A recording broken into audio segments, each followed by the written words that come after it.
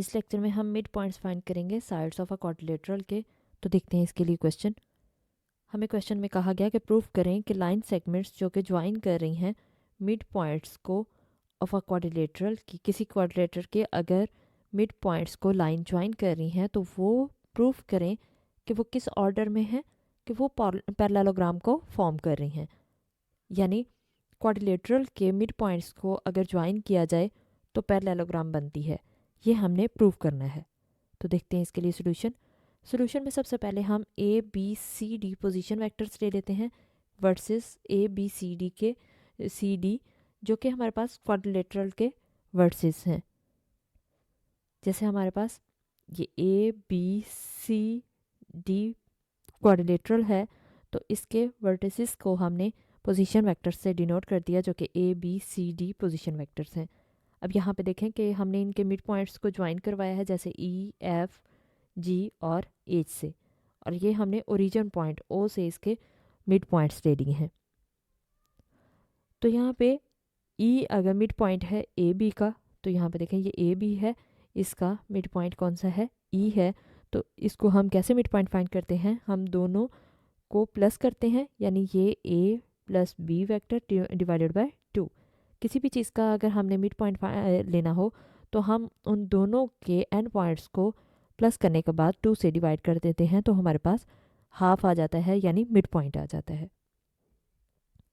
ई का mid point find करने के बाद अब हम एफ का मिड पॉइंट फाइंड करेंगे। एफ यानी ये पॉइंट है हमारे पास, तो ये क्या हो जाएगा B plus C divided by 2। तो ये हमारे पास ओ एफ का मिड पॉइंट आ गया, ओ एफ आ गया, यानी यहाँ से ओरिजिन पॉइंट से मिड पॉइंट इसका कितना हो जाएगा बी प्लस सी ओवर 2।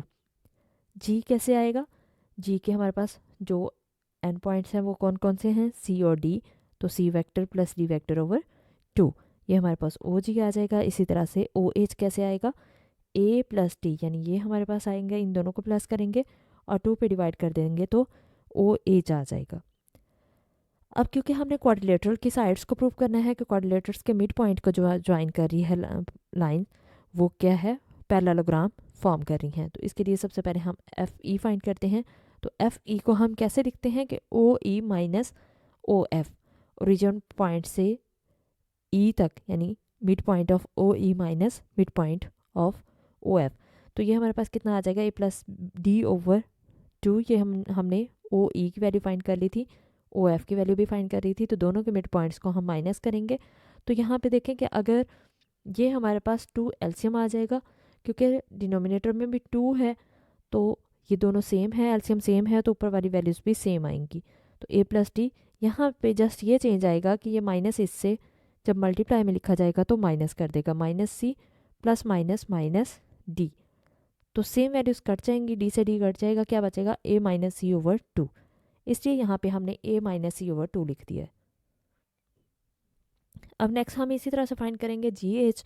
तो जी एच में हम क्या लिखेंगे ओ एच माइनस ओ जी। तो ओ एच मिड पॉइंट हमारे पास ये था, ओ जी ये आया, इन दोनों को हमने माइनस कर दिया, यानी ए माइनस सी ओवर 2 आ जाएगा। एलसीएम लेने के बाद ये हमारे पास आंसर मिलेगा।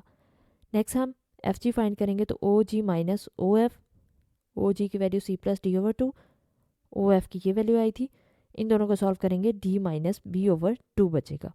और ये भी हमने जैसे इसका एलसीएम सॉल्व किया सेम इसका भी एलसीएम सॉल्व करने के बाद आएगा।